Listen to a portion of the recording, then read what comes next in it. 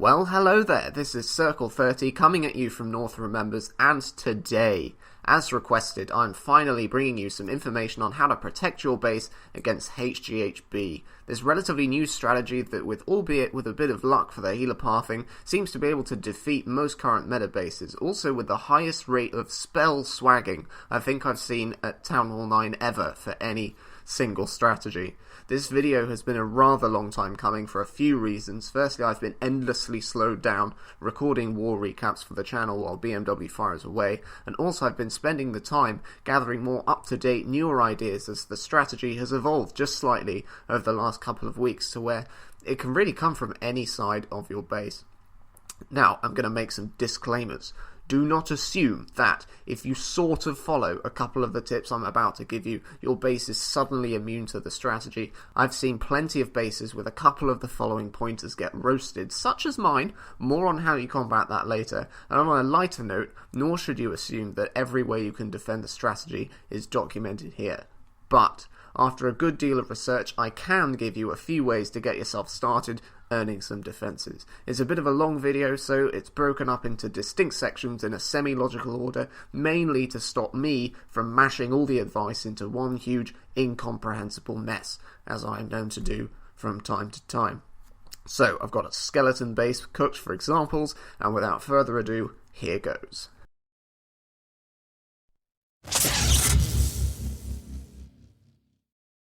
So, the very first task you have to complete as an attacker in order to run your raid successfully is of course to get your troops into the base, and wherever there's an obligation for an attacker to complete an objective, there's an equal opportunity for the defender to come along and mess that objective up for them. As it turns out, HGHB can be a tricky raid to funnel if you disallow wizards from sniping peripheral structures before the giants are deployed, since the 12 or so giants break through walls relatively fast and will then go on to start destroying defences right where you want structures to pull your attacking units into the base. Another disadvantage with funneling this particular strategy is that it's analogous to a cold-blooded or single golem entry, so depending on where your defences are placed, there might be defences that aren't tanked for and are hence free to shoot down funneling units.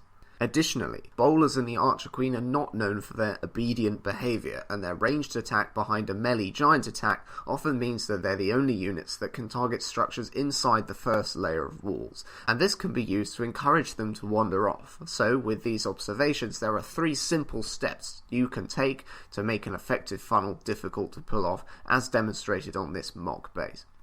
Firstly, try to lay out your defences so that some of them aren't tanked by the initial deployment of giants, so they can shoot down units taking out structures that are critical to funneling the attack properly. Secondly, the more hit points you force the attacker to burn through to create the funnel, the longer it will take. So with this in mind, try to make the funneling process as long as possible to give the attacking giants the time they need to break the wall and remove some of the defences that the attacker is trying to rely on to anchor their bowlers and queen inside the base. Finally, the best place to put your highest hit point anti-funneling structures such as storages is inside the first layer of walls as shown. For those who are interested, the reasoning follows the line of getting the attacking funnel units further towards more of your defences sooner, giving them more opportunity to be shot down before their task is complete. Any attacks that don't funnel the first layer as well as the peripheral structures risks bowlers or the queen leaving the attack rather sooner than your enemy would have hoped. So, a pro tip, these steps are actually easier to follow if your walls are slightly jagged or just stick out in some places but not others, as demonstrated here by this attack from Rob P going in on second frost from Black Hand side, and despite investing a giant and 3 wizards into funneling the left hand side, the defences that aren't tanked by the giants are going to prevent a suitable funnel from being made. This, along with the way this compartment sticks out slightly, and also the progress that the giants are already making through the base, is going to doom the bowlers and also eventually the queen to walking around the side of the base, setting the scene for a successful defense by second frost, making Rob very sad.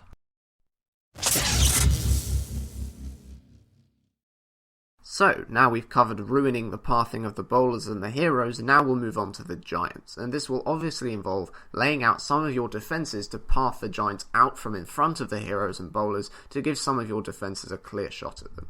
There are two ways you can go about it, the first of which is using defences outside the base, and if you're as old as I am, this might remind you of the old school golem pulls. This is similar. The best example on this base is at 8 o'clock, which would be one of the most popular entry points due to proximity to the queen and a dead zone to the right. Although on a fresh hit, the attacker would predict that his giants would beat the wall, they will actually repass to the Tesla, then the mortar, then even onto the Tesla on the far side, resulting in the giants being well away from where the attacker intended to enter the base. And the same thing applies for attacks coming in from 10 o'clock by the Barbarian King. Now, pro tip. The tolerance or limit for giants repathing is 7 tiles. That is, measuring from its current location. Count the number of tiles the giant has to walk to the exposed defence and the defence behind the wall. If the exposed defence is further away by 7 tiles or less, the giant will reroute as shown here. If not, the giant will beat the wall. So the magic number is 7 tiles. Make sure, however, that in trying to lure giants away from their entry point, you don't leave your Teslas too exposed, since they could be sniped and have their effect nullified on a cleanup hit. This base is a good example for this. Both Teslas are covered well by other defences, both ground and air. So that's the outside of the base, but the idea for inside the base is very similar. The only real difference is that there's an extra parameter at play, and that's the way your wall structure is laid out. Now, the thing you absolutely want to avoid is compartments that run deep into the base, because under 4 raged healers, the attacking giants are more or less invincible. So near the centre of your base, the giants will be distracting a huge number of defences directly in front of the bowlers and heroes very effectively. Conversely, one of the best compartment layouts is to have long, thin compartments around the sides of your base. This example takes this concept to the extreme, with a slender compartment wrapping a third of the base. This will help to effectively defend or discourage a HGHB attack coming in from anywhere on this compartment. But bear in mind that, as with outside the base, the corners of the defences that the giants will attack need to be 7 tiles apart or less, since the distances are measured from where the giants are, not the locations of the defences themselves. A few other notes here regarding walls. Try to have as many compartments in your base as possible. Obviously, the more walls the giants need to break through, the slower they'll be. So unless you're deliberately attempting to path giants away from the bowlers, as with these slender compartments, you should put as many walls in your base as you can. For this reason, I would always recommend compact bases over bases that are more spread out. Not just defending HGHB, but anything really. The compact bases, although slightly harder to make, have always proven to be more effective in my experience. All of these tips, by the way, are going to encourage your attacker to switch out one of his heals or one of his rages for a jump spell, which is a major decrease in firepower for the attacker, so definitely something you should try to do.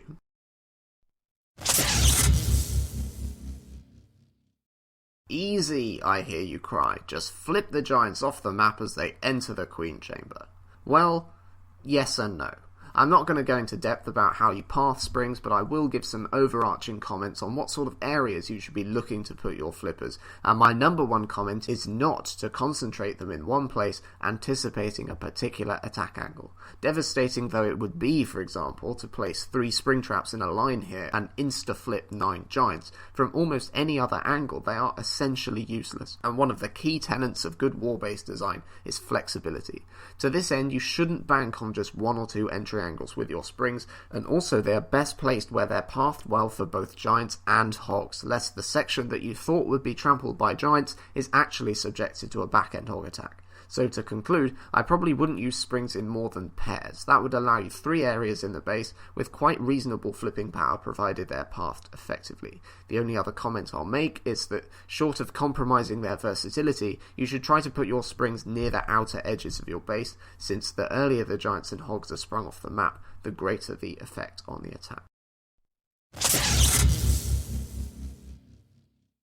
Now, a key part of the strength of HGHB is the 4 healers that are included in the standard army composition, and they work so well because, to an extent, it doesn't matter what they decide to heal. As I've mentioned in a couple of war recaps also, that the healers are effective on all the other main components of the raid, so leaving healers unchecked is a very dangerous thing to do. Since the healer buff a while back made them immune to air traps and their location is always behind other units, the only way you can reliably kill healers is by using air defenses.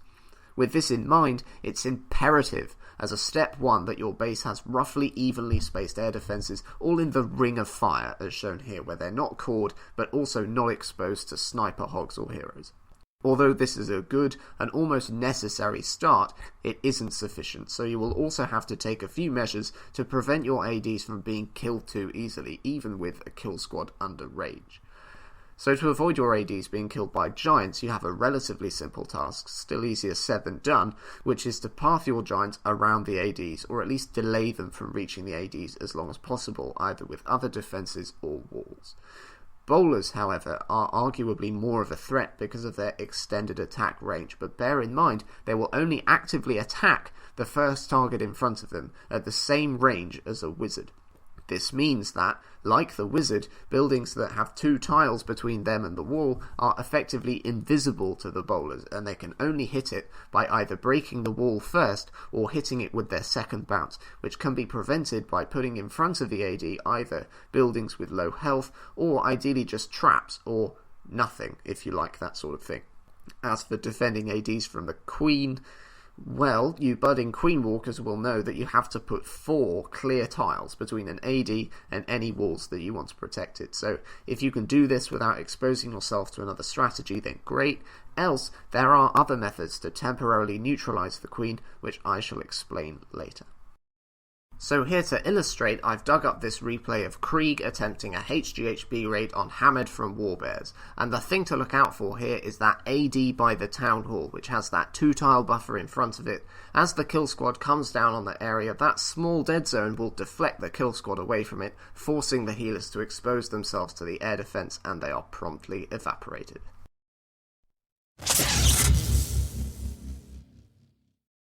So, you've defended the kill squad acceptably, great. However, the attacker now has 16 hogs and 2 heals to throw at you, so you'd better have a plan to stop them too. And the best advice I can give for this stage of the attack is on kill zones. And this is a generalization of the infamous Tesla farm technique of grouping your Teslas together to create a small area of incredibly high DPS. Using this base as an example, here in the right hand corner we have a Tesla farm of sorts, but it's made of a mixture of defences. It still provides a very high DPS output in a small area, and this is what's called a kill zone, simply because a lot of hogs would die if you sent them at the defences on their own. It works particularly well in this instance because the Wizard Tower has a lot of health to hold up the hogs for a long time while the Teslas, Expo and Archer Tower just lay into them, and so you'd be insane to surgically approach this corner without using quite a few hogs and a heal spell to work them through the area. Now the icing on the cake for this kill zone technique is to follow up the high DPS area with a low DPS area containing a bomb, or even 2 waiting for the hogs, which would either force a second heal spell quickly or just outright kill them, which is extremely good value. Since HGHB doesn't feature any lengthy queen walks or such like, you can afford to push a DGB a little further out to lie in wait for a group of hogs that have just used a heal to survive a kill zone, but do make sure you don't make yourself vulnerable to other strategies if you do this. Springs are also extremely effective at slowing a wave of hogs, but remember that if you're exploding hogs with DGBs anyway, it would probably be best to put your springs elsewhere.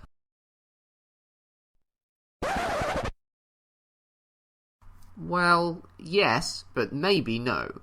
Although a HGHB entry from the non-AQ side would likely take out some DGBs or some kill zones, you now have an arsenal of other techniques you can use to prevent a HGHB attack from being generally successful from that side.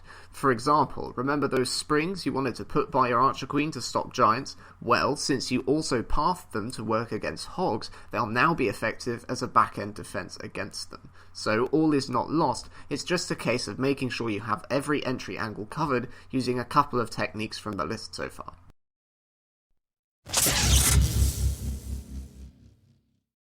So if you're struggling to see where your base is at, here's a neat visualization method to help you out. You want to draw a few 360-degree rings around the edge of your base, either on a screenshot or in your head, and you proceed as follows. Firstly, identify a method of HGHB defense, then work out what range of angles it will be effective from, and mark them on a ring of your choice as follows. So I've got some Teslas here that would mess up giant pathing, and I know that the limit for a Tesla pulling giants is 7 tiles. So this defense will be effective on precisely these angles of attack. Then continue marking from which entry points different defense methods will work from your base, and when you're finished, you'll basically have a map of sorts showing a rough qualitative guide to how strong your base is against any given angle HGHB can come from. This map will give you the most reliable information if you're as picky as possible. You need to be a realistic and pessimistic thinker here, and try to have at least 2 layers of defense covering your whole base.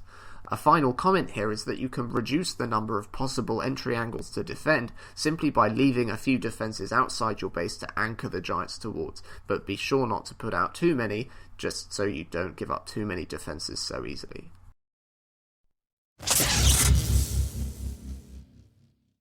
So there's just one thing left I have to cover, and that's where you should put your clan castle and what you should dump inside it. Now, I mentioned that there were some other methods to distract the queen that I would talk about later, so notice that in the HGHB army composition of giants, healers, bowlers, hogs and heroes, notice that the only unit that can shoot an air CC is the queen. So my strongest recommendation is that at the very least some of your CC is dedicated to air units.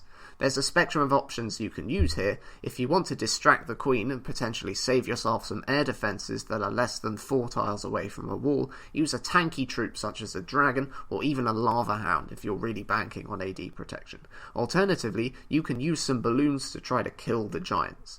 Note that only balloons are truly effective in doing this, because if the 1000 hit points or so of damage that's needed to kill the giants is spread out over any length of time, the healers that may well be under rage will heal the giants back up incredibly quickly.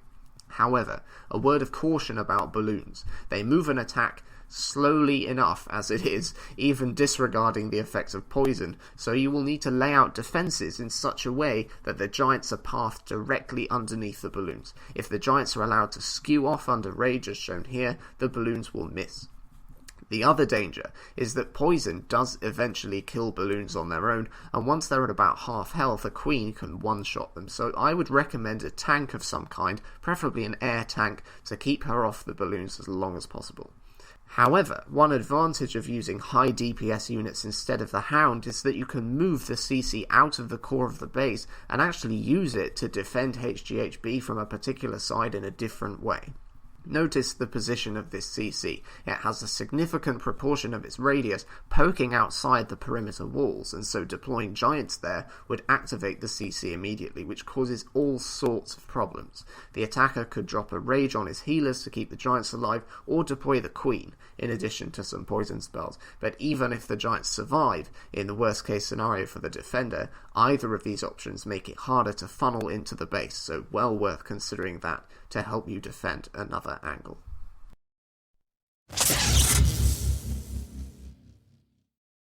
So that's all for now, folks. I've finally run out of tips. If you're still here, congratulations, you are now a pro HGHB defender. Go out there, force some funnel fails, and flip some hogs. Many thanks to the base building team at North Remembers for helping me out brainstorming and testing these strategies, and let me know down in the comments if you found the guide helpful, if you want more similar content in the future or not, or you just want your base reviewed. Speaking of which, I have a new email that you can send bases to. It is nr.circle30@gmail.com. So, looking forward to hearing your thoughts, worries and qualms, and until the next time, this is Circle 30 reminding you to stay frosty.